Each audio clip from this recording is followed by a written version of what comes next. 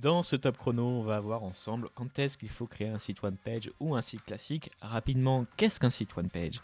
C'est un site où quand je vais aller, du coup, ici cliquer en haut, je vais me balader au sein de la même page, c'est une seule page, dans différentes rubriques. Donc ces rubriques sont en fait tout simplement situées à différents endroits.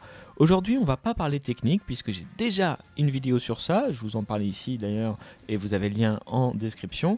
Par contre, on va vraiment parler sur les choix. Quand est-ce qu'il faut faire ce choix crucial quand on débute? Est-ce que je dois faire un site complet avec plusieurs pages ou un site one page? C'est ce qu'on voit aujourd'hui.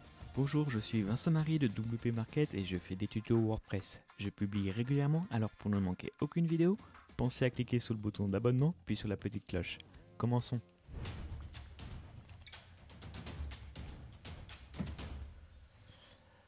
Alors voici du coup un site fait avec Elementor d'ailleurs où je peux me balader de page en page.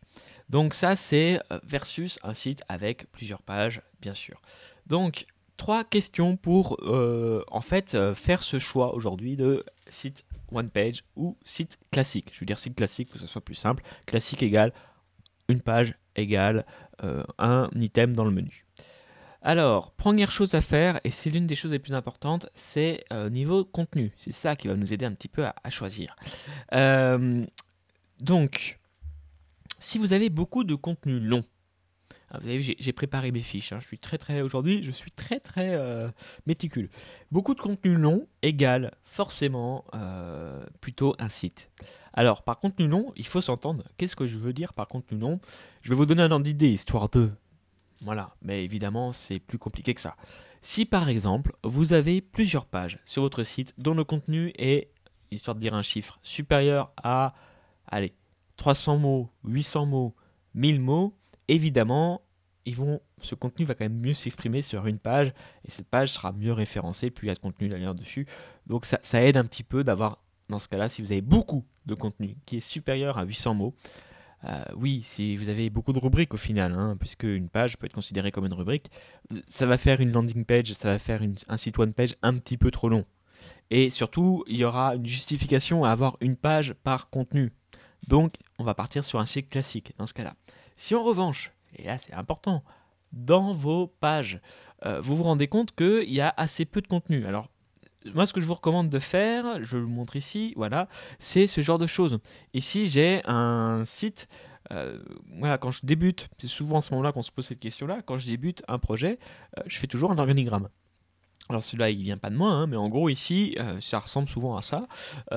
Donc j'ai ma home page en premier niveau et en dessous, j'ai des rubriques. Si dans mes rubriques, comme c'est le cas souvent sur à propos ici, si dans mes rubriques, j'ai pas beaucoup de contenu, autant si j'ai que 100 mots à dire par exemple, autant les mettre dans une rubrique de mon site one page. Donc juste pour qu'on soit bien clair, c'est par exemple ici, je clique en haut là sur feature, voilà, ça c'est une rubrique. Vous voyez qu'ici il n'y a pas plus de 100 mots. Donc c'est beaucoup plus pertinent de aller voir en fait dans mes différentes rubriques principales, donc c'est vraiment les rubriques de premier niveau là, ici, donc toute cette ligne là, est-ce que j'ai beaucoup de contenu ou pas? Ça vraiment c'est quelque chose que je vous invite à faire. De toute façon c'est surtout ça, créer un site web, puisque maintenant avec WordPress et Elementor c'est relativement simple.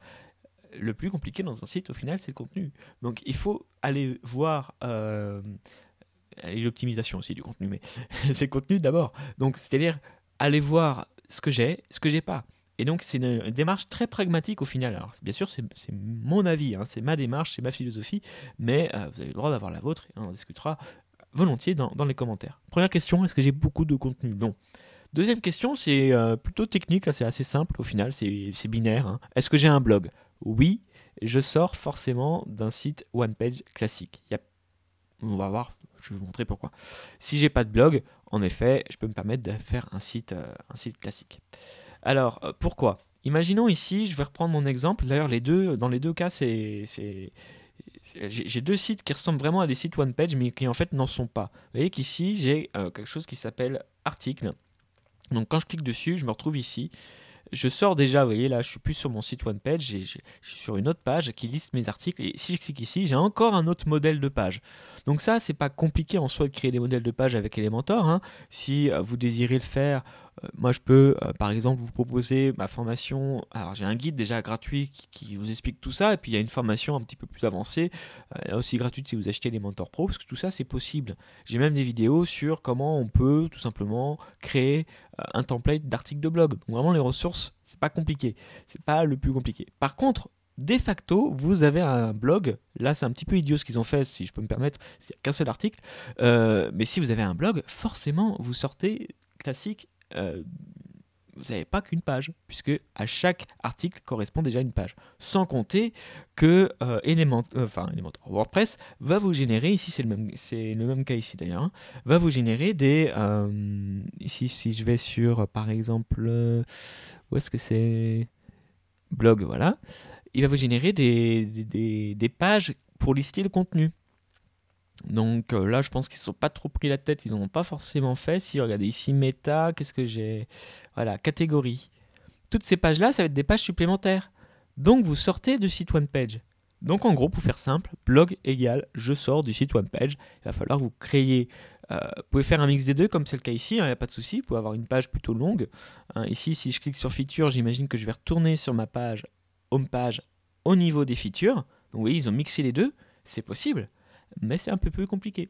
Voilà, juste pour vous dire, faites attention, à partir du moment où vous créez un blog sur WordPress, vous sortez de ce système-là et vous devez créer d'autres types de pages. Voilà, donc est-ce que je vais avoir un blog? Question à se poser. Quelque chose d'important, c'est que vous pouvez très bien commencer votre site OnePage, imaginons que vous n'avez pas beaucoup de contenu, et en vous disant, mon blog, je le fais dans 6 mois, et vous pouvez switcher. Alors, je vais vous montrer comment on fait, ça me paraît intéressant aussi que vous regardiez ça.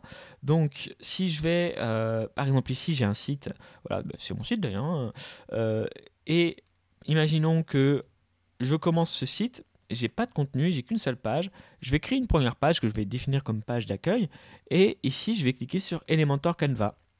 Donc vous allez voir qu'ici tout mon menu va disparaître, hein, c'est normal, on va dire je débute, j'ai pas de site. Je vais pouvoir créer mon menu en haut. Pour ça, je vous invite de regarder évidemment cette vidéo qui vous dira comment faire plus précisément sur comment je vais faire ce menu. Et vous voyez qu'ici du coup j'ai l'esprit libre pour vraiment ne montrer que ça. Et le jour où mon site est prêt, j'ai qu'à aller ici et je vais demander par exemple il faut bien sûr avoir créé un thème pour ça, hein, mais si vous avez votre thème de prêt, vous allez pouvoir switcher d'un site qui était un site OnePage vers un site classique. Voilà, j'espère que c'est clair. Mais voilà, n'hésitez pas, c'est tout à fait possible techniquement. Par contre, l'inverse est plus compliqué. Vous ne pouvez pas partir d'un site classique vers un site OnePage. Vous pouvez techniquement, mais ce n'est pas recommandé puisqu'il va falloir faire des redirections de l'ensemble de votre contenu vers votre page d'accueil. C'est pas très propre niveau SEO. Voilà, c'est possible, mais c'est pas propre, donc c'est quand même à éviter. Troisième et dernière question à se poser, est-ce que mon contenu est prêt? Alors ça paraît idiot comme question ça, mais c'est important. Pourquoi? Parce que Google a horreur des contenus, et vos visiteurs aussi d'ailleurs, qui ne sont pas finalisés. Il a horreur de la fameuse page en construction, donc il vaut mieux éviter. Et dans ce cas-là, si par exemple, je vais reprendre mes rubriques, ça me paraît important. Ici mes rubriques, sur 3 rubriques, il n'y en a que 2. Ouais, j'ai pas le blog, il n'est pas encore construit, et j'ai pas les produits. Faites un site OnePage. Ce sera beaucoup plus simple pour commencer. Et quand vous aurez du contenu, vous pourrez ensuite switcher. C'est mon conseil. Donc vraiment, faites un tour, faire tout simplement une sorte d'audit, j'ai envie de dire, du votre contenu. Est-ce qu'il est long? Est-ce qu'il est prêt? Si c'est non à ces 2 questions-là, je vous recommande de faire un site OnePage.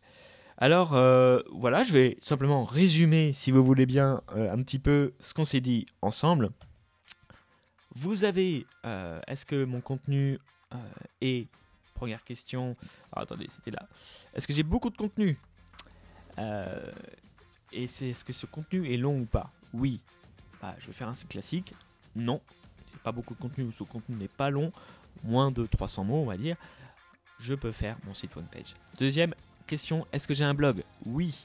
Vous pouvez tricher un petit peu, mais sachez que ce ne sera pas un vrai site WordPress, un vrai site OnePage, ce sera un site classique, donc vous devrez faire un petit peu comme les exemples que je vous ai montrés dans cette vidéo, donc plusieurs templates, vous sortez techniquement parlant du site OnePage, non, ou pas tout de suite, faites un site OnePage si vous n'avez pas tout de suite de blog.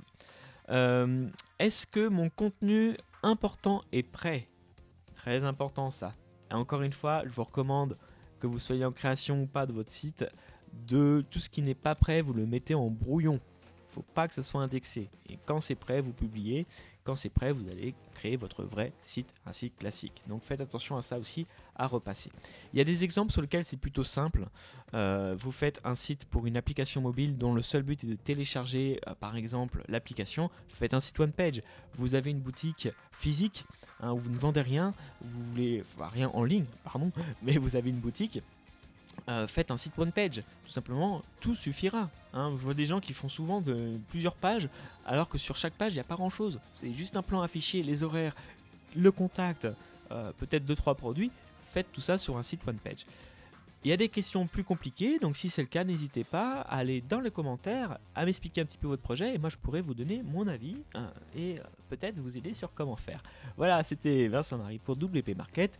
N'oubliez pas que vous pouvez créer votre propre site WordPress sans agence, et moi je vous dis à très bientôt pour une prochaine vidéo.